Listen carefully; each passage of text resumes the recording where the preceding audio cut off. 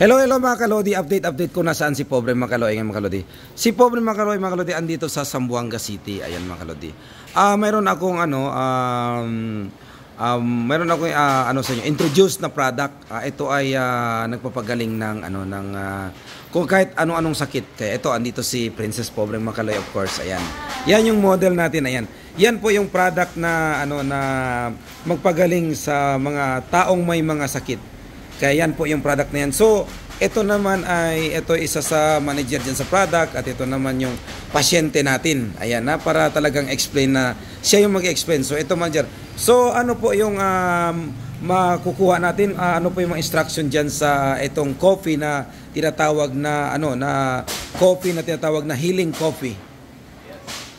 So far, ito yung coffee na naka-award po yan, no, sa Asia Pacific na most miraculous coffee dahil mayroon po siyang red mushroom. Kung mapapansin nyo po, kung i-search nyo sa Google, ito yung king of herbs na nagbibigay ng miraculous at ginagamit ito ng mga Chinese emperor pangpahaba ng buhay. Kaya kung gusto nyo humaba buhay nyo, tikman nyo itong coffee natin dahil meron itong substance na red mushroom.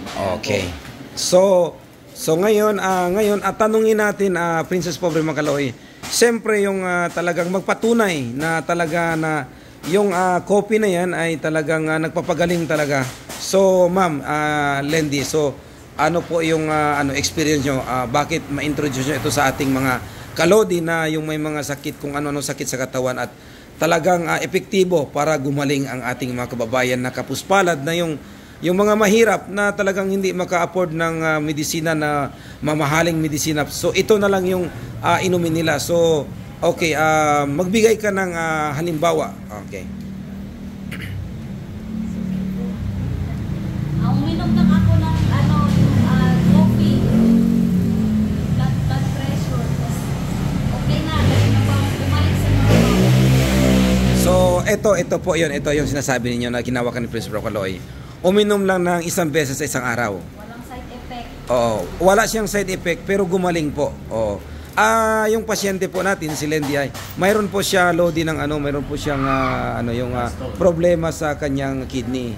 So kaya yun, nung uminom siya ng coffee, nag-start siya kasi mahal yung pagpa-opera. So sinubukan nila itong herbal na tinatawag na coffee. Epektibo mga kalodi. Kaya kung ako pa sa inyo mga kalodi, subukan nyo lang ito, wala namang mawawala sa inyo. Sa halagang 30 pieces sa loob niya ng isang pack, naghalaga lang ng 360 pesos. So kung kayo ay interesado, Princess Pobre mga kalodi. So bili na kayo kasi ito lang yung pinunta namin dito talaga. So hindi, mag-order sila sa iyo, saan sila mag-contact?